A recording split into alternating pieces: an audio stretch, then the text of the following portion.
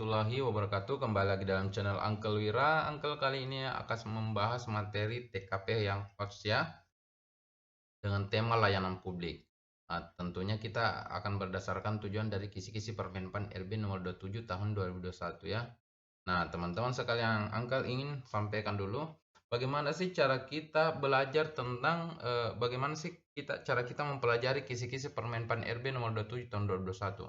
Setiap ada kisi-kisi, cara kita belajar adalah bukan hanya mengetahui tema-tema apa yang dibicarakan. Misalnya contoh, kita hanya mengetahui bahwa misalnya kalau di TKP ada layanan publik, ada jejaring sosial, jejaring kerja, ada sosial budaya, ada TIK, ada profesionalisme, ada anti radikalisme. Bukan hanya sebatas mengetahui itu, tetapi kita harus mengetahui tujuannya. Nah, seperti yang disebutkan di kisi-kisi, di kisi-kisi Permenpan RB nomor 27 tahun 2021, tepatnya pasal 38 ya untuk TKP. Di situ disebutkan di poin 1 untuk layanan publik itu tujuannya adalah mampu menampilkan perilaku keramah tamahan dalam bekerja yang efektif agar bisa memenuhi kebutuhan dan kepuasan orang lain sesuai dengan tugas dan wewenang yang kita miliki. Nah, sekarang di sini kan layanan publik, apa tadi tujuannya? Adalah untuk menunjukkan sikap ramah tamah ya, berarti kita akan memilih jawaban yang paling ramah ya. Apakah hanya cukup dengan itu? Tidak, tapi mau juga memberikan kepuasan kepada pelanggan. Jangan sampai kita ramah tapi pelanggannya tidak puas, gitu ya. Jadi tentunya ini berkaitan dengan soal-soal, biasanya kita di soal itu biasanya kita ditempatkan sebagai seorang pekerja di dalam sebuah instansi atau perusahaan ya. Kemudian kita menghadapi pelanggan biasanya gitu. Nah, bagaimana cara kita melayani? Tentunya pilihlah jawaban yang paling ramah dan yang paling memberikan kepuasan kepada pelanggan. Nah, begitu cara kita mempelajari kisi-kisi, bukan hanya mengetahui oh ini layanan publik. Nah, terus lantas apa coba? Berarti kita harus tahu tujuannya apa sih yang diukur dari layanan publik. Pertama, perilaku keramah tamahan. Kalau begitu, poin 5-nya pasti yang paling ramah dan yang paling memberikan kepuasan. Itu yang pertama ya. Begitu cara kita belajar kisi-kisi. Nah, kalau belajar bagaimana sih membahas soal TKP yang hots, pertama kita harus tahu siapa kita di dalam soal ya. Siapa kita di dalam soal. Siapa kita di dalam soal. Yang kedua, eh, setelah kita mengetahui siapa kita dalam soal, apa tindakan kita ya? Apa tindakan kita? Yang ketiga, dengan siapa kita lawan interaksi kita ya. Misalnya apakah atasan kita, bawahan kita, klien kita, atau siapa saja lawan interaksi. Nah, teman-teman harus pahami konsep dasar ini, kemudian hubungkanlah ke prinsip keramah tamahan yang bisa menghasilkan kepuasan. Gitu. Bisa dipahami ya teman-teman?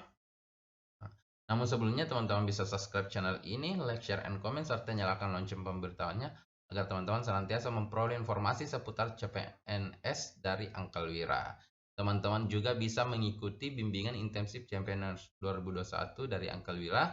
Di sana teman-teman akan dibina sampai hari tes dan pembinaan berdasarkan kisi-kisi Permenpan RB nomor 27 tahun 2021 per pasal, per ayat, per poin ya, sehingga tuntas kita bahas setiap poin-poin di dalam permen kisi-kisi tersebut.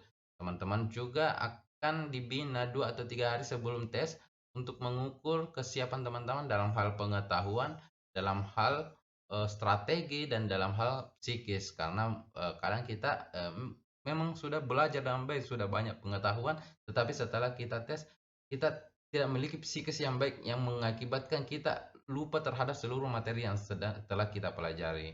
Nah, berarti pembinaan psikisnya juga penting ya. Nah, itulah kenapa di bimbingan Uncle Wira kita juga diajarkan konsep, karena dengan belajar konsep teman-teman akan bisa membahas seluruh jenis soal. Kalau teman-teman hanya belajar soal, nanti ketemu dengan soal yang model baru, nanti kebingungan karena belum pernah menghadapi sebetulnya. Tetapi kalau konsepnya yang dipelajari, model soal bagaimanapun manapun, tentu teman-teman bisa kerjakan dengan baik. Oke. Ya, lanjut saja di soal nomor 1. Pak Andi bekerja di sebuah supermarket. Karena telah lama bekerja, ia kemudian ditempatkan di bagian kasir. Setiap hari ia melayani pembayaran dari pelanggan dengan menggunakan sistem komputerisasi kasir. Dalam menjalankan pekerjaannya, Andi dibantu oleh 2 orang karyawan yang bertugas melayani dan mendampingi pelanggan memilih barang belanjaannya. Suatu ketika ada pelanggan yang tiba-tiba datang ke supermarket dan membawa barang belanjaannya yang tadinya sudah dibeli. Pelanggan tersebut komplain kepada Andi barang yang dibeli tadi ternyata sudah kadaluarsa. Ia menganggap bahwa pihak supermarket telah lalai dalam menjalankan pekerjaannya dan dapat membahayakan masyarakat sebagai konsumen utama. Menanggapi keadaan tersebut, sikap yang harus ditunjukkan Pak Andi adalah A. Meminta petugas keamanan untuk mengamankan pelanggan tersebut agar tidak membuat keributan yang dapat berdampak pada timbulnya konflik. B. Melakukan diskusi terhadap pelanggan terkait permasalahan yang dialami agar dapat ditemukan jalan keluarnya yang berdampak baik pada pelanggan dan supermarket.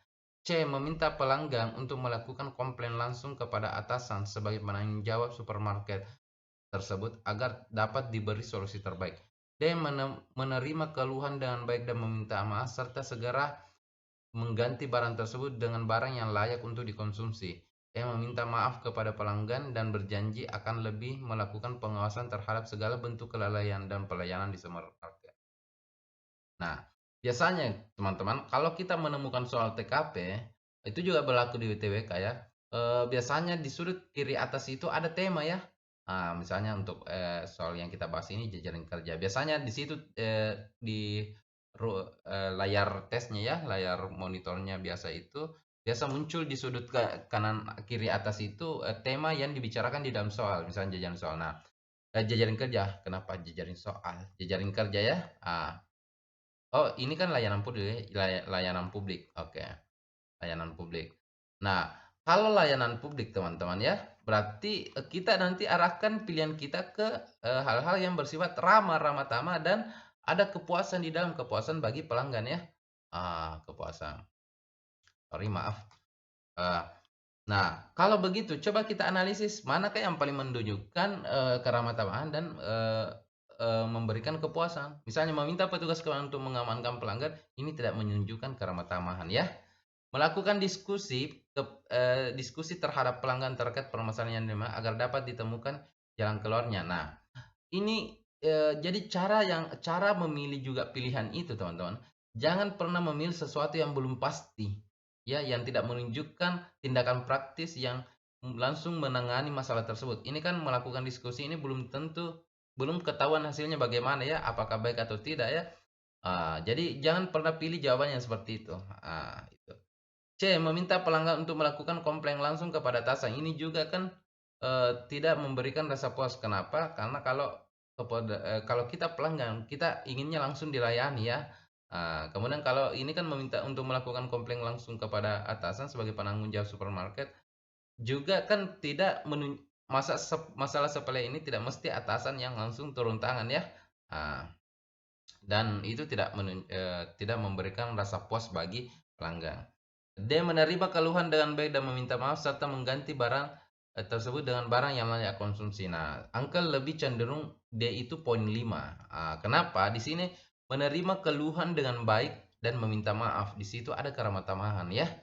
Serta mengganti barang berarti akan memberikan rasa puas karena klien barang dari pelanggan tersebut itu diganti yang bagi yang layak konsumsi. Jadi ada rasa puas bagi pelanggan dan kita melakukan tindakan yang ramah tamah. Kalau di meminta maaf kepada pelanggan berjanji tidak akan melakukan pengawasan lagi terhadap tapi bagaimana dengan barang yang sudah dibeli? Di sini tidak disebutkan solusinya di ini ya. Nah, sehingga ini mungkin poinnya 4 ya. Nah, kalau angka sih ya, teman-teman juga bisa menganalisis. Tapi poin 5 bagi angka itu ada di D. Oke. Jadi teman-teman harus di sini di D ini pertama nampak keramah tamahannya, yang kedua di sini dari menerima keluhan dengan baik dan meminta maaf. Ada kepuasan yang diberikan karena mengganti barang, sekaligus mengganti barang ini adalah satu tindakan praktis langsung menangani masalah ya. Jadi pilih jawaban yang langsung menangani masalah. Oke. Jadi kita materinya tadi layanan publik ya. Oke. Lanjut di soal nomor 2. Pak Ramdan adalah ketua RT di lingkungan Taman Sari. Ia setiap hari melayani masyarakat dan memastikan lingkungan Taman Sari akan aman dan damai di bawah kepemimpinannya. Ia telah menjabat sebagai ketua RT selama 10 tahun. Selama kepemimpinannya di lingkungan tersebut tidak sekali terdengar adanya kekacauan. Tidak sekali terdengar adanya kekacauan dan masalah yang terjadi. Semua masyarakat hidup damai dan aman. Karena hal tersebut, ia dinobatkan sebagai ketua RT terbaik di kelurahannya dan mendapat penghargaan dan kepercayaan dari pihak lurah dan masyarakat. Suatu ketika ada seorang pemuda yang sering berkunjung ke rumah salah seorang warga yang di lingkungan tersebut. Masyarakat sering membicarakan orang tersebut karena terlihat asing dan gelagatnya kurang bersahabat. Hal ini berpotensi menimbulkan masalah di masyarakat. Sebagai ketua RT yang baik dan dipercaya oleh masyarakat, tindakan yang seharusnya dilakukan Pak Ramdan adalah, oke, jadi di sini tadi tidak sama sekali terdengar ya. Nah, maksudnya di situ. A meminta Hansip kelurahan untuk mengawasi gerak-gerik pemuda tersebut sebagai bentuk kewaspadaan terhadap orang asing yang memasuki kawasan lingkungan Taman Sari. Memberitahukan dengan sopan kepada warga yang sering dikunjungi rumahnya oleh pemuda tersebut agar meminta pemuda tersebut untuk melapor 1 kali 24 jam sebagai tamu lingkungan. C. Berkenalan dengan pemuda tersebut melalui warga yang sering dikunjungi rumahnya serta meminta dengan sopan agar pemuda tersebut juga bertegur sapa dengan warga lain demi menciptakan kerukunan. Dia memberikan teguran kepada warga yang tidak melaporkan tamu baru yang sering datang ke rumahnya agar tidak menjadi masalah di dalam lingkungan Taman Sari. Melakukan pengawasan langsung terhadap pemuda tersebut sebagai bagian dari tanggung jawabnya sebagai ketua RT demi terciptanya keamanan dan ketenangan di lingkungan Taman Sari. Nah, kita harus perhatikan poin di sudut kiri atas pelayanan publik ya. Nah, kalau layanan publik tadi berarti ujung-ujungnya adalah keramahan, ramah, dan ada kepuasan ya. Nah, ada kepuasan. Nah, di sini tugas kita adalah RT ya. Posisi kita adalah RT dan siapa klien kita pertama? Klien kita adalah warga dan orang asing itu tadi. Jadi itu lawan interaksi kita dalam soal. Nah, sekarang kalau kita meminta Hamsid keluar untuk mengawasi gerak-gerik pemuda tersebut, ini tidak menimbulkan solusi karena dia hanya masih dalam bentuk pengawasan. Jadi ini masih bisa menjadi polemik dalam masyarakat membicarakan pemuda tersebut ya. Nah, berarti ini tidak memberikan solusi dan tidak ada unsur keramah-tamahan nampak di dalamnya.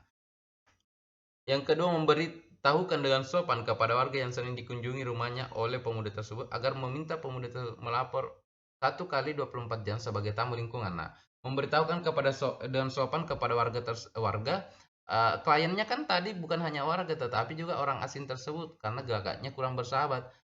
Jadi kita simpan coba ini poin B ini. Kita akan bandingkan dengan yang lain ya. Berkenalan dengan pemuda tersebut melalui warga yang sering dikunjungi rumahnya serta meminta dengan sopan agar pemuda tersebut juga bertegur sapa dengan warga lain demi menciptakan ketenangan.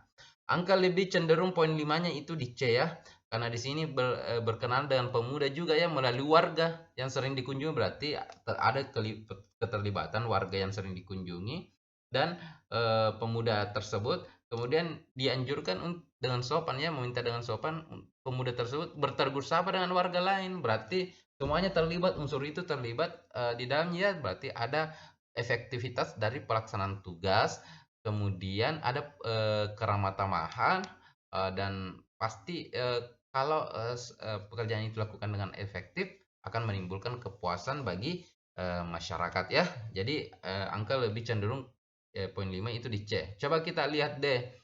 Memberikan teguran kepada warga yang tidak melaporkan. Ini sudah tidak menunjukkan keramah-tamahan kalau hanya langsung memberikan teguran. Melakukan pengawasan langsung terhadap pemuda ini sama saja poin A tadi ya. Tadi A-nya Hansip yang diminta. Kalau ini dia yang langsung di E ini Pak RT-nya yang langsung melakukan pengawasan. Nah, kita coba analis B dan C tadi kan sama-sama sopan.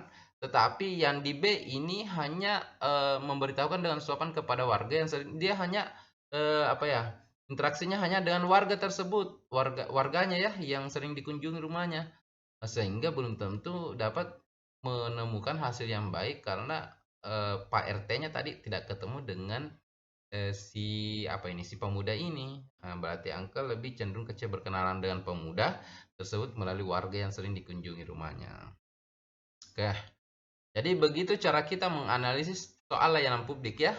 Nah, itu teman-teman harus ingat kalau soal soal TKP itu teman-teman harus ingat siapa kita ya, apa tindakan kita. Ini yang konsep umum ya, apa tindakan kita, tindakan kita dalam soal, kemudian dengan siapa kita berinteraksi, dengan siapa lawan interaksi lah ya, lawan interaksi kita. Apakah atasan kita, kerabat kita, atau bawahan kita, atau masyarakat yang kita pimpin. Banyak lah ya, sesuai dengan profesi, tentunya profesi kita. Nah, begitu cara kita mengenali soal TKP yang hoax ya teman-teman. Jadi cara mempelajari kisi-kisi bukan hanya sekedar mengetahui topik-topik di dalam kisi-kisi itu, tapi perhatikan apa tujuannya. Dan tujuan itu selalu dituliskan di dalam kisi-kisi, tepatnya pas setelah dituliskan topiknya. Misalnya layanan publik, bertujuan untuk, seperti itu teman-teman ya. Nah, nanti garis bawahi poin-poin yang apa sih tujuannya. Nah, jawaban kita akan diarahkan pada tujuan yang diminta di dalam kisi-kisi. Di dalam 5 pilihan ganda nanti itu, maka poin manakah yang paling bersesuaian dengan tujuan yang disebutkan di dalam kisi-kisi yang dibicarakan dalam soal tersebut ya. Nah, terus belajar teman-teman, jangan pernah menyerah. Tidak ada yang bisa menghalangi teman-teman untuk menjadi seorang ASN kecuali 3 perkara. Yang pertama, rasa malas dari belajar. Yang kedua adalah lalai terhadap doa. Yang ketiga adalah sombong terhadap takdir. Oleh karena itu kita harus senantiasa belajar, senantiasa berdoa, dan serahkan hasilnya kepada Tuhan ya. Tugas kita adalah belajar, tugas Tuhan menentukan apakah kita lulus atau tidak. Kita harus belajar karena ingin tahu, bukan karena ingin tes ya. Kalaupun kita lulus dalam tes, itu adalah hadiah dari Tuhan karena kita telah bersungguh-sungguh dalam belajar. Sekian dari Uncle Wira, semoga teman-teman memperoleh di tahun 2021 ini dan menjadi ASN yang melayani masyarakat dengan mengutamakan kepentingan masyarakat di atas kepentingan pribadi dan golongan. Sekian dari Uncle Wira, Assalamualaikum warahmatullahi wabarakatuh.